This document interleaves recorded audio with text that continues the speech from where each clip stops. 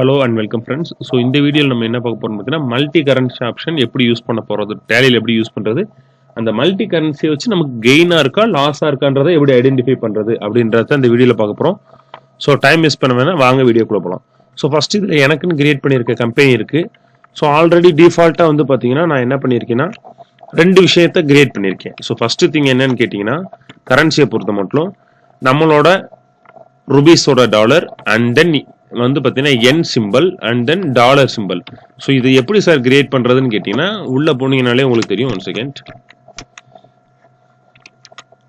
So கிரியேட்டில் போயிட்டு கரன்சின்னு ஒரு option இருக்கும். கரன்சின்னு கொடுத்து ரைட் சைடில் பார்த்தீங்கன்னா சிம்பிளை டிஃபைன் பண்ண சொல்லுவோம். ஸோ என்ன சிம்பிள் வேணுமோ, இப்போ ஃபார் எக்ஸாம்பிள் வந்து பார்த்தீங்கன்னா இப்போ டாலர் சிம்பிள் எனக்கு வேணும் சார். நான் டாலர் சிம்பிளை மட்டும் வந்து காப்பி பண்ணிட்டு வந்து ஜஸ்ட் இங்கே கொடுத்துட்டு என்டர் அடிச்சிங்கனாலே போதும். Already exist. 1 second. Okay. So 1 second. Currency சிம்பிளில் போயிட்டு டாலர் சிம்பிளை கொடுத்துட்டு ஜஸ்ட் என்டர் அடிச்சாலே போதும். நமக்கு இந்த இடத்துல வந்து பார்த்தீங்கன்னா ஹெல்ப்பர்னு ஒரு ஆப்ஷன் வருதுங்களா. ஸோ இதை நீங்கள் கிளிக் பண்ணிட்டு ஜஸ்ட் டாலர்ன்றதை டைப் பண்ணாலே போதும்.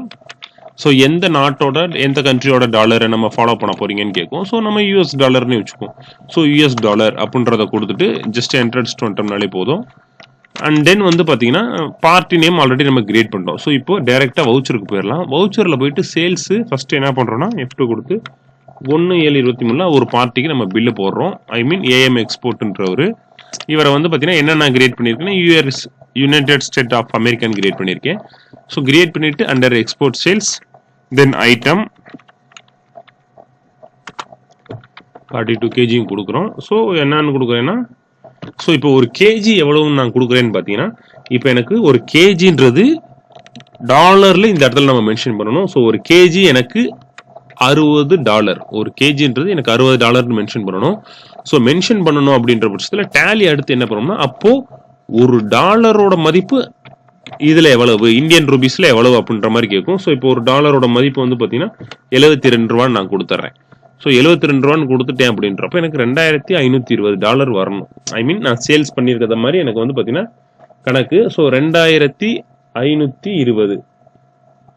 ஸோ $520 நான் சேல்ஸ் பண்ணியிருக்கின்ற மாதிரி கணக்கு இருக்குது. ஸோ நான் என்ன பண்ணிடுறேன், பில்லை சேல்ஸ் பண்ணாத கணக்கு அமைச்சிட்டு, ஸோ இந்தியன் வேல்யூக்கு பார்த்தீங்கன்னாலே உங்களுக்கே தெரியும் 1,81,450 கணக்கு வந்துடும். ஸோ இதில் வந்து நான் பில்லை சேவ் பண்ணிடுறேன். ஸோ இப்போ வந்து பார்த்தீங்கன்னா 1ஆம் தேதி பில்லு போட்டேன். ஸோ எனக்கு வந்து பார்த்தீங்கன்னா ஒரு 15ஆம் தேதி வாக்கில் வந்து பார்த்தீங்கன்னா இதுக்கு ஒரு பேமெண்ட் வருது அப்படின்ற பட்சத்தில் அப்போ தேதிக்கு என்ன பண்ணுறேன்னா ரெசிப்ட் வைக்கிறப்போ, ஸோ அஸ் யூஷுவல் எதில் வரும், பேங்க்ல தான் வரும் நமக்கு இதுக்கு அமௌண்ட்டு. ஸோ அமௌண்ட் வருதுன்றப்போ யாருக்கிட்ட இருந்து வருது, ஏஎம் எக்ஸ்போர்ட்ல இருந்து நமக்கு அமௌண்ட் வருது. ஸோ வர்றப்போ வந்து பார்த்தீங்கன்னா $2520 வந்து பார்த்தீங்கன்னா $520 வந்து கொடுத்துட்றாங்க. அவங்க கொடுக்குறப்ப வந்து என்ன பண்ணிடுறாங்கன்னு கேட்டிங்கன்னா, என்ன ஆயிருதுன்னு கேட்டிங்கன்னா, நமக்கு $2520 அவங்க கொடுக்குறப்போ $72 இருந்த இந்தியன் கரன்சி $74 இன்க்ரீஸ் ஆயிருக்கு.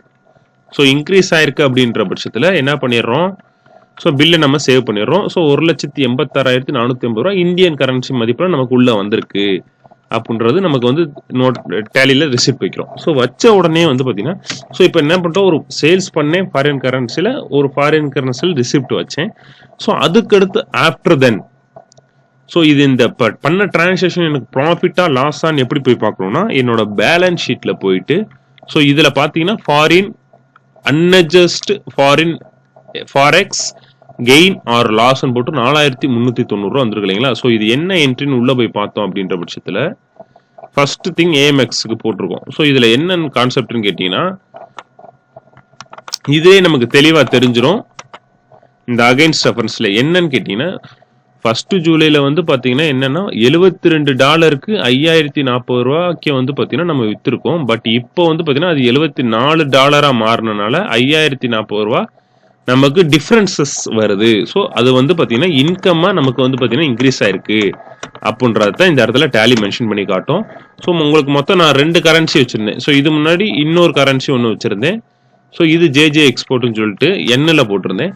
ஸோ இதுக்கு என்ன கான்செப்ட்னு கேட்டிங்கன்னா, நான் விற்கிறப்போ வந்து பார்த்தீங்கன்னா இதோட வேல்யூ $11.44. ஸோ ரிசிப்ட் வைக்கிறப்போ என்னோட வேல்யூ வந்து பார்த்தீங்கன்னா $11.43 குறைஞ்சிருச்சு. ஸோ அதனால $650 எனக்கு லாஸ் அப்படின்றதும் வந்து பார்த்தீங்கன்னா எனக்கு ரெஃப்ளெக்ஷன் ஆகும்.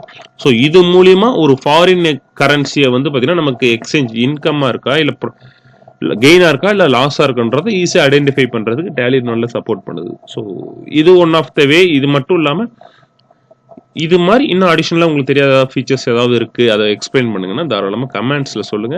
நெக்ஸ்ட் வீடியோவில் பார்ப்போம். தேங்க்யூ.